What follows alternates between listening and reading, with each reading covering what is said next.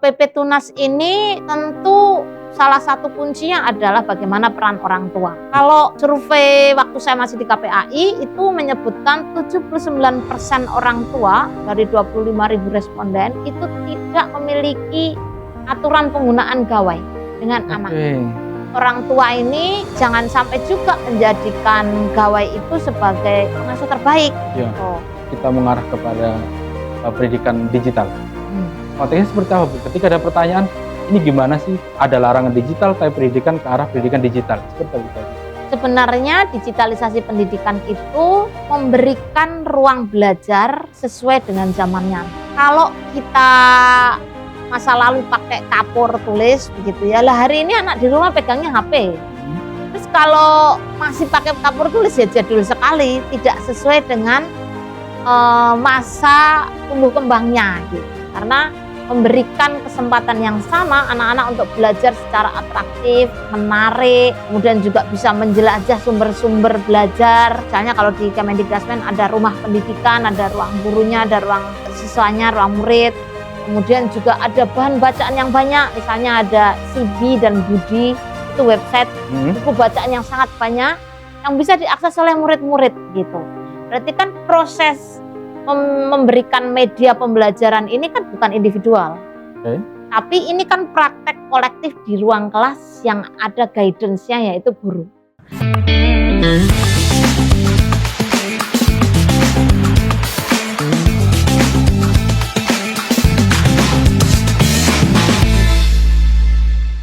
Assalamualaikum warahmatullahi wabarakatuh. Sobatmu, kembali lagi di Lensamu Podcast. Kali ini kita kedatangan tamu istimewa yang kita menyusun jadwalnya itu sangat susah karena padat sekali agendanya. Di samping saya ada Bu Rita Pranawati. Selamat datang Ibu. Terima kasih, selamat datang buat teman-teman dan sobatmu semuanya. Iya, jauh-jauh dari Jakarta kita ke Jogja ketemu di sini. Insya Allah aman. Ya. Kita panggil Bu, Mbak atau bebas? Bebas. Kita panggil Bu ya. Bu Rita ini sebagai staf khusus sekarang di Kementerian Pendidikan Dasar dan Menengah Republik Indonesia. Betul. Sekaligus juga bendahara pimpinan pusat Aisyah. Ya, betul. Oke. Sengaja kita dalam tanda kutip kita menculik waktunya Bu Rita di Jogja ini, mumpung di Jogja. Siap. Kita akan membincang sedikit tentang PP Tunas. Sebenarnya apa sih Bu PP Tunas itu? Ya. Sobatmu, PP Tunas ini sebenarnya adalah peraturan pemerintah tentang tata kelola dalam penyelenggaraan sistem elektronik, utamanya dalam perlindungan anak. Ya. Jadi PP Tunas ini disingkat saja begitu ya, PP Tunas. Tapi intinya adalah PP Tunas ini mengatur bagaimana penyelenggaraan sistem elektronik untuk perlindungan anak. Karena sekali lagi ini kan sebenarnya benda mati ya, tetapi ketika tidak dimanfaatkan dengan sebaik-baiknya maka bisa berakibat fatal. PP Tunas ini lahir tidak hanya di Indonesia, sejenisnya juga ada di beberapa negara karena ada keprihatinan yang luar biasa, terutama di dalam hal penggunaan gawai. Ketika kita masuk ke dunia digital yang luar biasa, tetapi soal etika kesadarannya itu kan kita nggak masuk gitu ya, langsung loncat dari masyarakat agraris langsung menjadi masyarakat digital. Padahal kalau di luar negeri itu misalnya kewajiban anak membaca itu ada gitu ya, sebelum mereka berkenalan dengan gawai. Nah, lompatan digital itu ternyata belum cukup bisa disadari oleh masyarakat kita bahwa ini adalah benda mati yang harus dikelola, dimanfaatkan sebaik-baiknya, dan faktanya hampir 48% pengguna sosial media, HP itu adalah anak-anak kita. Yang lebih agak sedih sebenarnya karena screen time mereka ini lebih dari 7 jam per hari. 7 jam per hari. 7 jam itu kan berarti hampir sepertiga waktunya menggunakan gawai. Padahal di sekolah hanya 8 jam loh Mas. Berarti kita bisa bayangkan tidak tidur dan tidak di sekolah itu yang dipakai main gawai. Mereka berumah di gawainya. berumah, bersosialisasi, Mhm. berteman, bermasyarakat di gawainya. Berarti itu kan PR sekali dan itu sebenarnya terkonfirmasi di data Kemenkes. BPJS Kesehatan yang paling banyak itu dipakai diantaranya adalah untuk mata, Mhm. karena paparan gawai yang luar biasa, sekaligus juga telinga karena pada menggunakan headset. Belum lagi kita tahu bahwa dampak teknologi itu ketika tidak bijak menggunakannya, ternyata bisa berdampak kepada keamanan anak di dunia digital. Misalnya adalah bullying, kemudian kekerasan seksual berbasis online, kemudian gangguan kesehatan mental, Mas. Jadi ada minggu lalu saya ketemu, bukan minggu lalu, 2 hari lalu saya ketemu kepala sekolah di sebuah SMP, dia mengatakan ada seorang anak yang udah SMP loh ya ini, Mmm. karena kecanduan sebuah game, dia sampai gini, "Kamu siapa?" Gitu. "Aku nggak kenal kamu, kamu ini orang jahat," gitu. Sampai mengalami gangguan seperti itu Mmm. setelah kecanduan gawai selama liburan, Iya. dan main game. Itu fakta bahwa mungkin kita juga bisa cek ya, kesehatan mental ini juga sangat terpengaruh oleh dunia digital ini. Mmm. Jadi karena tadi ada banyak juga kasus, kekerasan berbasis online yang anak-anak kita ini Mas, kalau naik sepeda itu kan diajari. Mhm. Tapi pegang HP kan Oh enggak iya. ya langsung gitu bablas. Itu kan PR sekali gitu, mereka tidak tahu rambu-rambunya, ya mereka bisa bermain, tapi harusnya kan mereka tahu apa yang boleh, yang tidak, bagaimana, menggunakannya gitu ya. Makanya itu menjadi PR, anak-anak kita terdampak secara fisik ya, mager.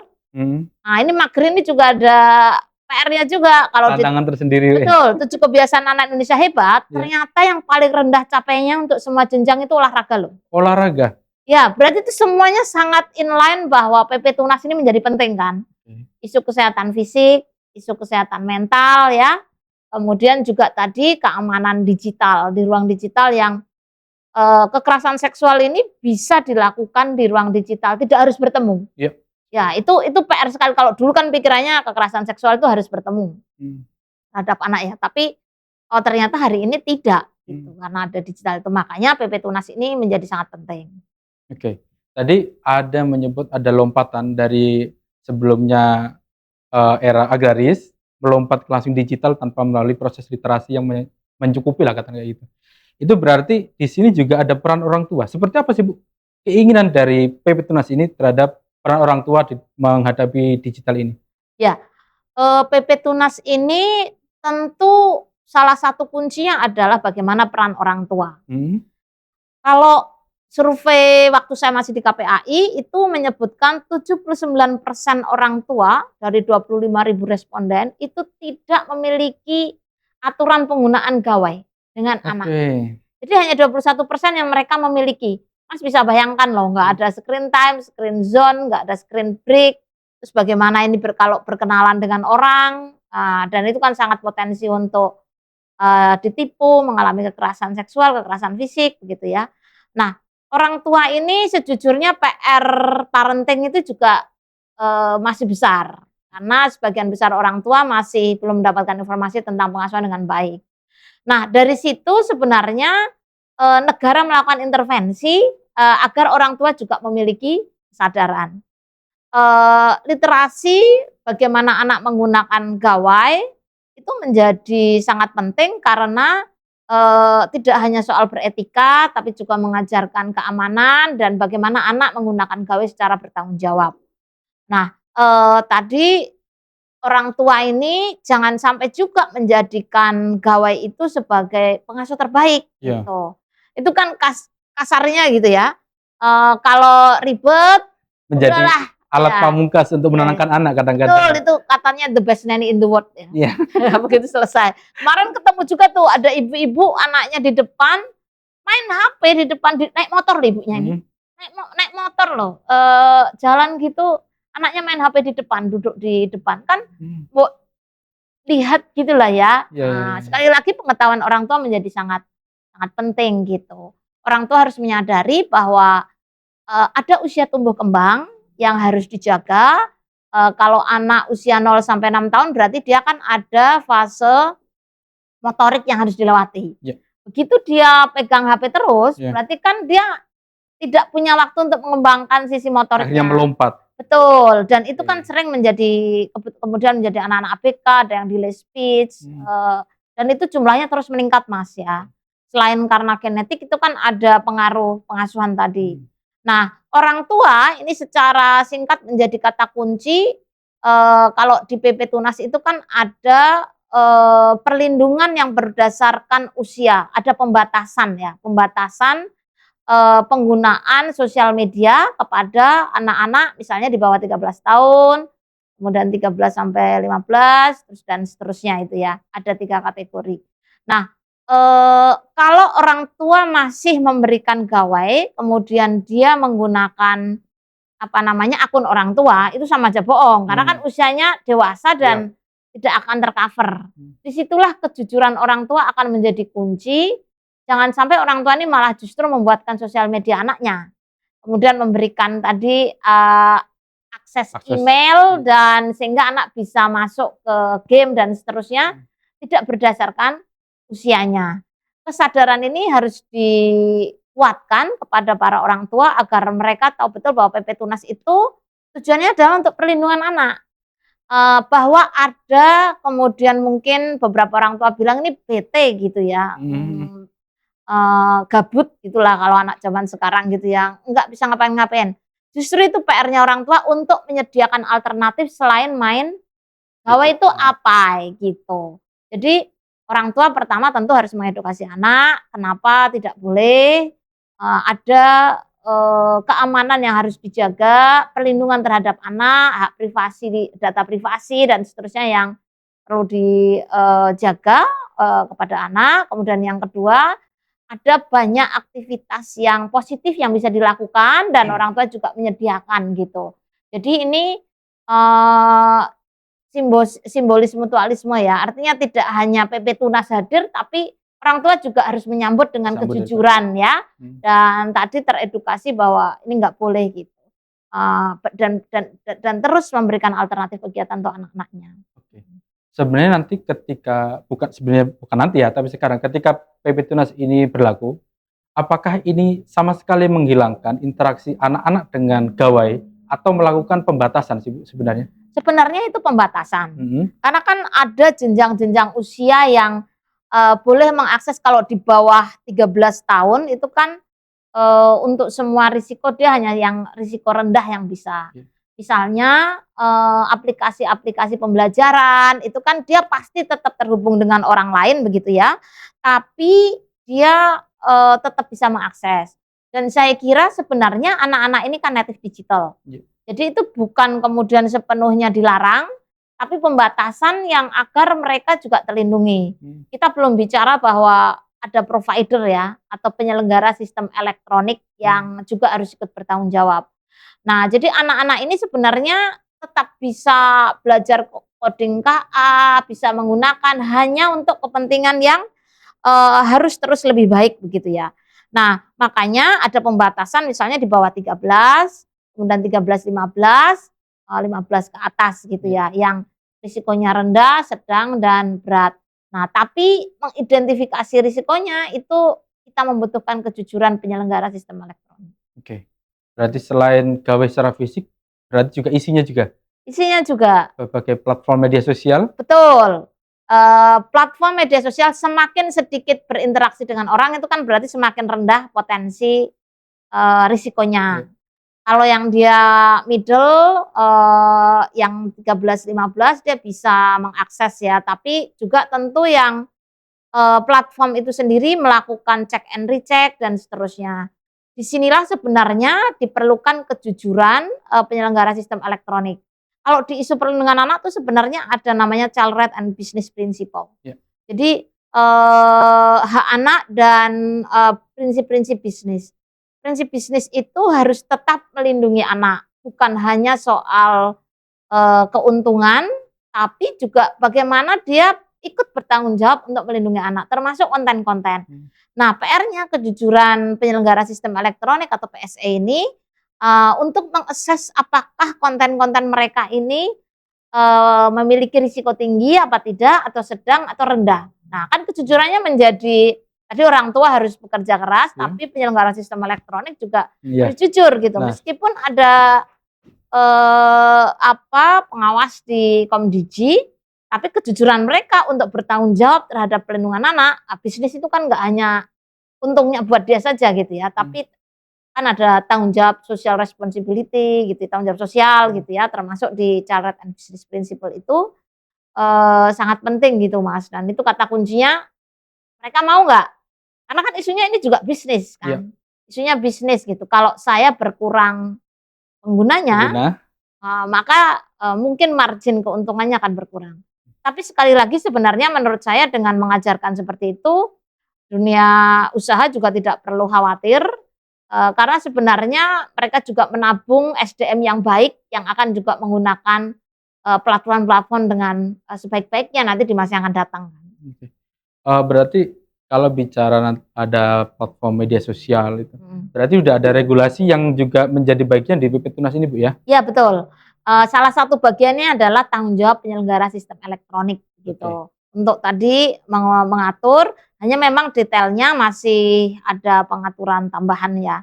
Bagaimana kemudian PSE, Komdigi kan juga manggil-manggil platform-platform ini kan. Ini udah, ini belum gitu, mengakses dan mereka juga melakukan pendalaman gitu untuk risiko-risikonya. Kalau boleh di-spill dikit Bu, sebenarnya tanpa bermaksud memojokkan salah satu platform media sosial ya, resiko yang paling tinggi di media sosial Bu biasanya? Sebenarnya dia biasanya yang ada sosial game-nya. Game-nya? Di Oh. antaranya ya, di antaranya.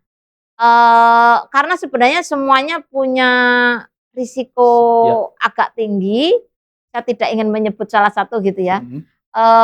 Karena misalnya dia berkenalan dengan orang, kemudian ada adegan-adegan kekerasan, kemudian privasi datanya tidak terjaga, itu sudah di risiko yang paling tinggi gitu, dan itu misalnya berdampak kepada kesehatan mental gitu, misalnya itu juga di risiko tinggi gitu. Kalau yang platform paling rendah itu kan sebenarnya kayak platform-platform yang dibuat untuk pendidikan, itu kan tetap dia berkenalan dengan orang asing. Yang orang asing itu bisa menipu dia, karena walaupun wajahnya ganteng, itu belum tentu laki-laki. Mahasiswa aja banyak yang tertipu, apalagi anak kecil gitu. Itu mahasiswa saya banyak tuh yang tertipu. Apalagi dengan adanya AI sekarang ya? Betul, dengan adanya AI gitu. Jadi memang seperti itu kira-kira lah. Kalau ditarik lagi dalam konteks pendidikan Bu, kan saat ini kita mengarah kepada pendidikan digital. Konteksnya seperti apa Bu? Ketika ada pertanyaan, ini gimana sih ada larangan digital tapi pendidikan ke arah pendidikan digital, seperti apa jawabnya? Sebenarnya digitalisasi pendidikan itu memberikan ruang belajar sesuai dengan zamannya anak. Kalau kita masa lalu pakai kapur tulis begitu ya, lah hari ini anak di rumah pegangnya HP. Terus kalau masih pakai kapur tulis ya jadul sekali, tidak sesuai dengan masa tumbuh kembangnya gitu. Sebenarnya digitalisasi ide Presiden Prabowo itu menurut saya sangat dahsyat karena memberikan kesempatan yang sama anak-anak untuk belajar secara atraktif, menarik, kemudian juga bisa menjelajah sumber-sumber belajar. Misalnya kalau di Kemendikbudristek ada rumah pendidikan, ada ruang gurunya, ada ruang siswanya, ruang murid. Kemudian juga ada bahan bacaan yang banyak, misalnya ada Sibi dan Budi, itu website buku bacaan yang sangat banyak yang bisa diakses oleh murid-murid gitu. Berarti kan proses memberikan media pembelajaran ini kan bukan individual. Tapi ini kan praktek kolektif di ruang kelas yang ada guidance-nya yaitu guru. Artinya itu sangat tidak ada hubungannya dengan PP Tunas yang dalam tanda petik kekhawatiran terhadap penyelenggara sistem elektronik tadi ya. Jadi justru ini memberikan penguatan kepada siswa-siswa untuk menggunakan teknologi sesuai dengan peruntukannya untuk kemajuan dan kebaikannya gitu ya.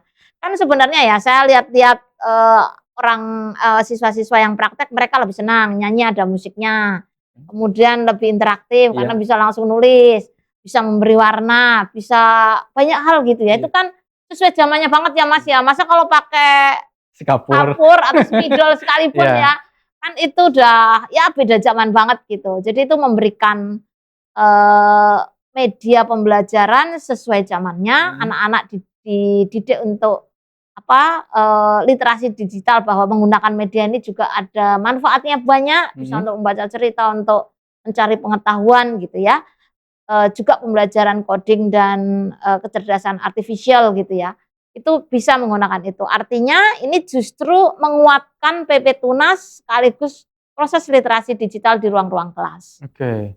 Berarti tetap untuk pembelajaran ada porsi tersendiri, tapi untuk yang lain ada pembatasan gitu, Bu, ya? Ya, dan kalau pembelajaran itu kan kolektif ya, Oke. dia nggak pegang satu-satu Iya. kan Mas, Heeh. dan tidak, apa ya, asik sendiri, itu kan enggak, karena dia Tetap ada membangun interaksi. interaksi, Iya. kan kalau itu kan papannya hanya satu, Mhm. kalau HP kan ini masing-masing Iya. kan, ya itu bedanya. Jadi, saya kira itu malah justru menguatkan tadi ya, anak-anak Indonesia tidak tertinggal, saya kira ini program yang luar biasa, walaupun dia di pedalaman dia juga dapat, Mhm. papan interaktif digital ya, Oke. dan bisa manfaatkan, sumber-sumber belajar dari manapun. Oke.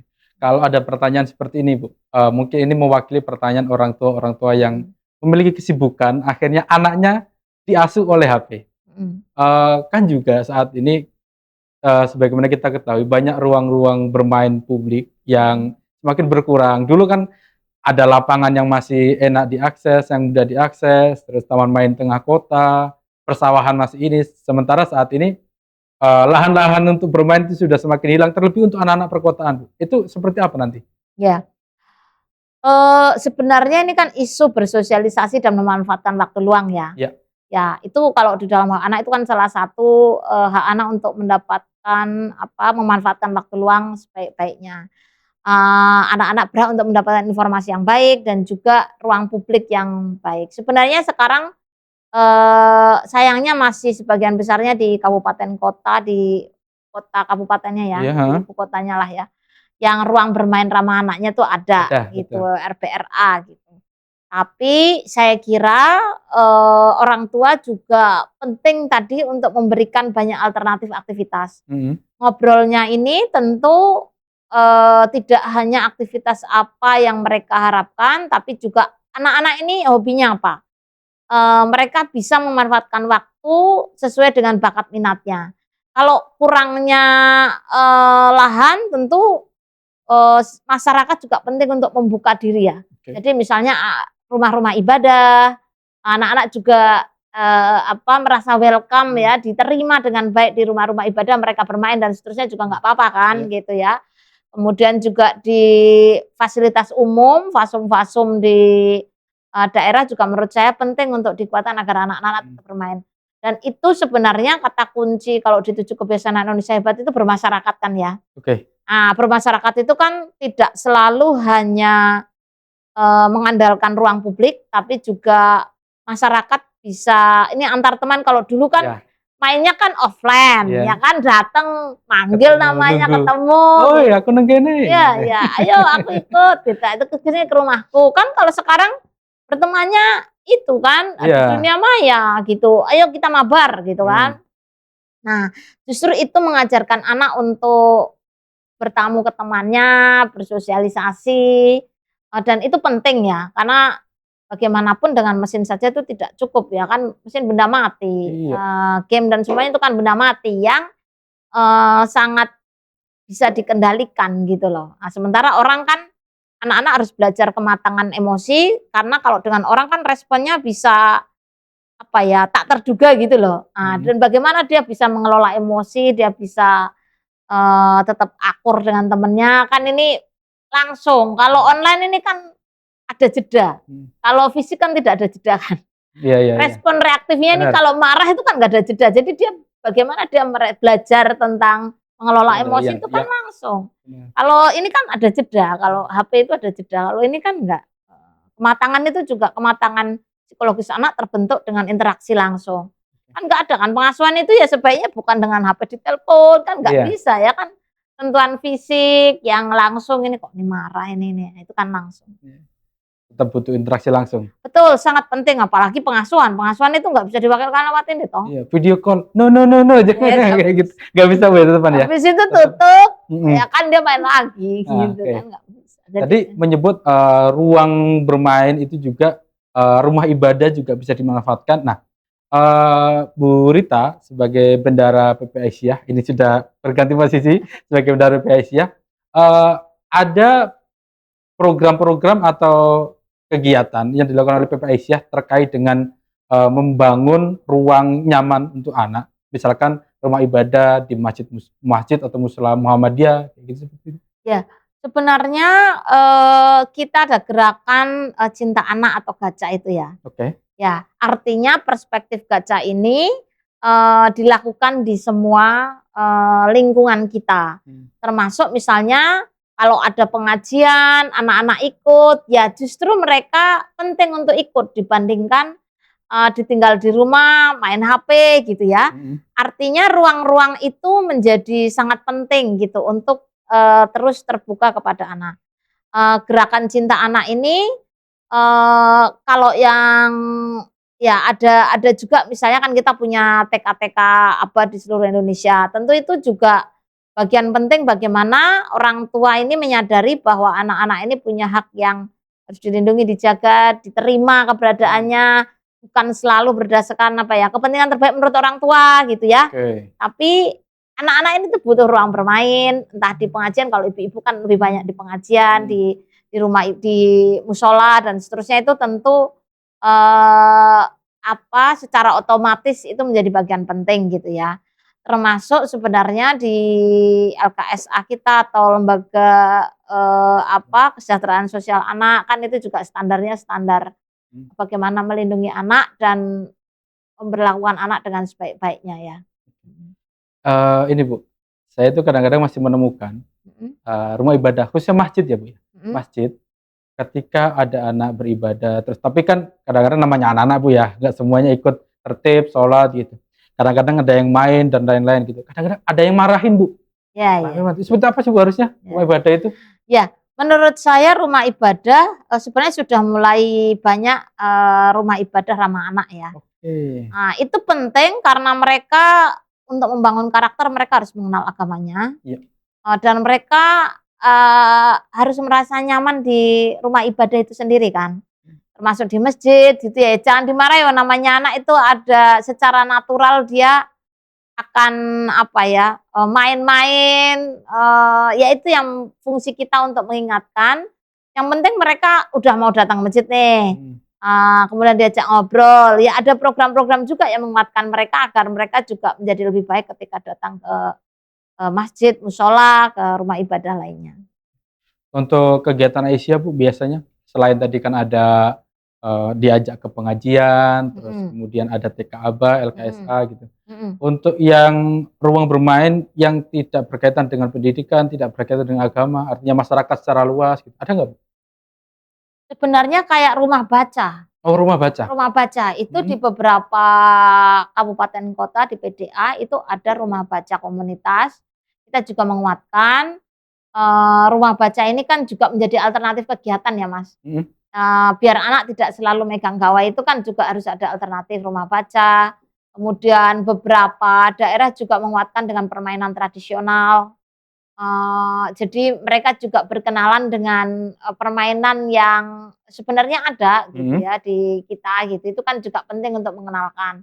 Saya sendiri sebenarnya ya, saya di rumah itu juga masih punya ludo, masih punya catur, karena aktivitas itu kan harus bekel, nah, dakon gitu ya. Tidak semua orang tua cukup kreatif untuk itu gitu ya, tapi sebenarnya itu tetap penting untuk dilakukan ya. Terus ada kegiatan aktivitas di, lingkungan gitu ya. Kalau di ranting saya di Cabe Ilir, itu anak-anak ada kursus bahasa Inggrisnya, ada kursus matematikanya, jadi datang ini juga ada aktivitas lain, ada bermain angklung gitu. Itu jadi kan memberikan aktivitas yang lain sehingga mereka juga, tidak merasa jenuh ketika tidak memegang gawai. Oke.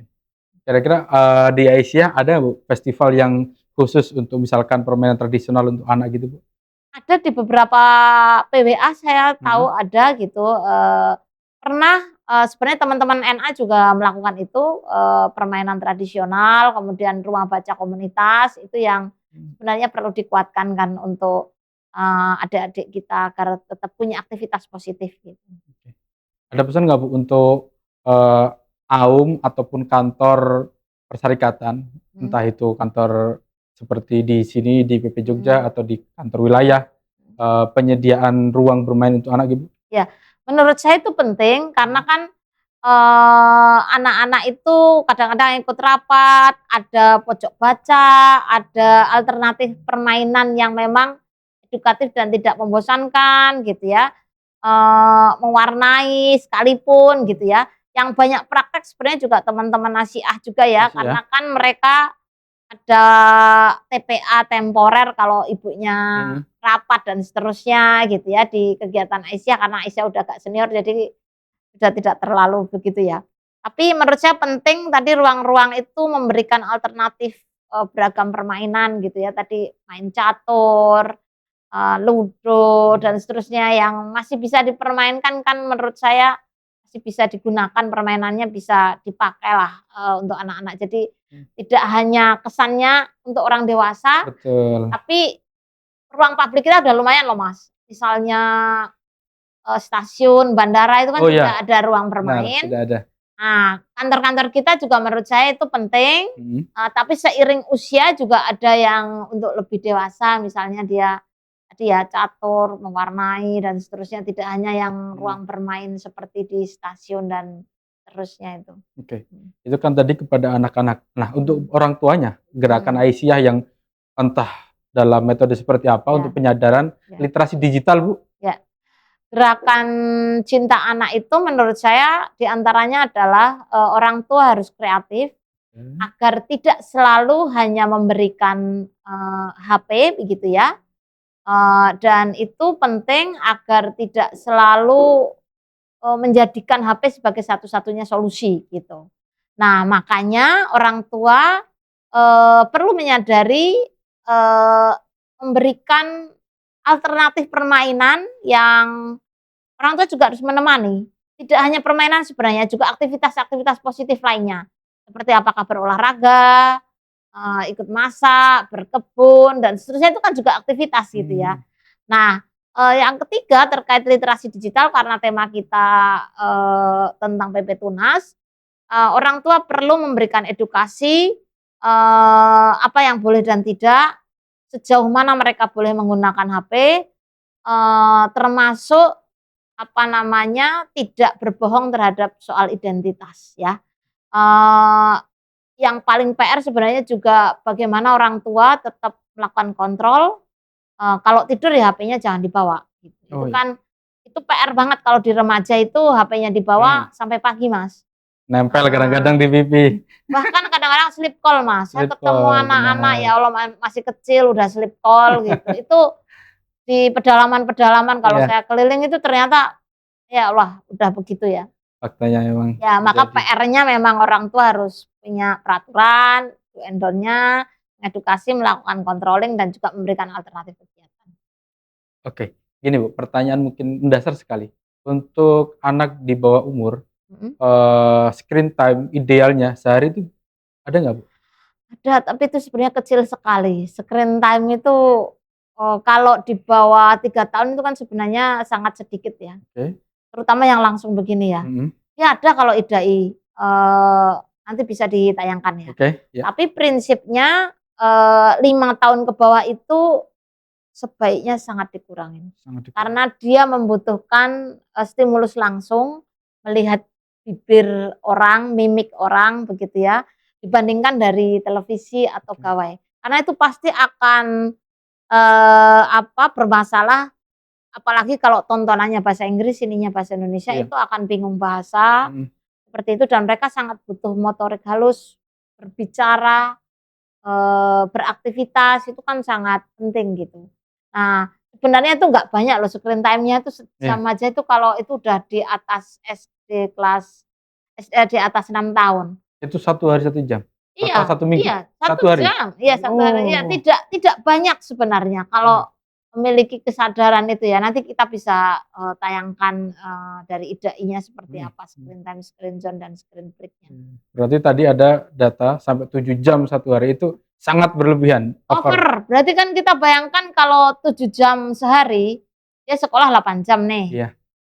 8 jamnya tidur, terus sisanya, kan harusnya 8 jam, tinggal 1 jam aja paling makan buat minum. Iya. Sisanya 7 jam sambil main game loh, kan itu sudah sangat tidak produktif dan tidak sehat kan. Kadang-kadang makan juga sambil nonton HP. Ya, itu bagian dari peraturan. Kalau di meja makan, kalau makan, taruh, itu penting. Oke. Tidur juga jangan dibawa ke kamar tidur. Udah istirahat, kamu nggak akan kenapa-napa dan dunia akan baik-baik saja tanpa kamu megang gawai gitu. Kan kesannya kalau ini nanti aku ketinggalan gitu, ada hal yang penting gitu. Oke Bu, ini terakhir, harapan Ibu terkait dengan ekosistem digital Indonesia ke depan yang lebih ramah anak lagi seperti apa? Ya, saya kira, ekosistem, digital yang ramah anak itu tentu memberikan perlindungan terhadap anak, sebagai penyelenggara sistem elektronik punya tanggung jawab sosial untuk juga terus melakukan upaya perlindungan anak, batasan-batasan yang sudah dikeluarkan oleh Komdigi di PP Tunas, risiko rendah, sedang, dan tinggi harus dipatuhi karena masa depan bangsa ini juga ditentukan oleh anak-anak kita dan itu adalah bagian dari Child Right and Business Principle untuk, dipenuhi. Sehingga, ekosistem digital ini melindungi hak privasi anak, kemudian menjaga etika ruang publiknya agar tetap ramah anak dan tetap bertanggung jawab untuk menjaga perlindungan anak agar tidak mengalami kekerasan, eksploitasi, sekaligus juga menggunakan, anak sebagai, model untuk eksploitasi. Oke, terima kasih Bu Rita atas kesempatan waktunya. Kita mohon maaf kita menyela waktunya ini Siap, nggak apa-apa. dari agenda yang sangat padat di Jogja dan sepertinya akan langsung kembali ke Jakarta Ya betul. melanjutkan tugas. Amin. Terima kasih Ibu telah Sama-sama. menyediakan waktu untuk kami dan mohon maaf apabila ada salah. Oke, terima kasih sobatmu yang telah mengikuti sesi kita yang kali ini sangat menarik dan apabila ada salah dari saya mohon maaf dan saya akhiri. Wassalamualaikum warahmatullahi wabarakatuh.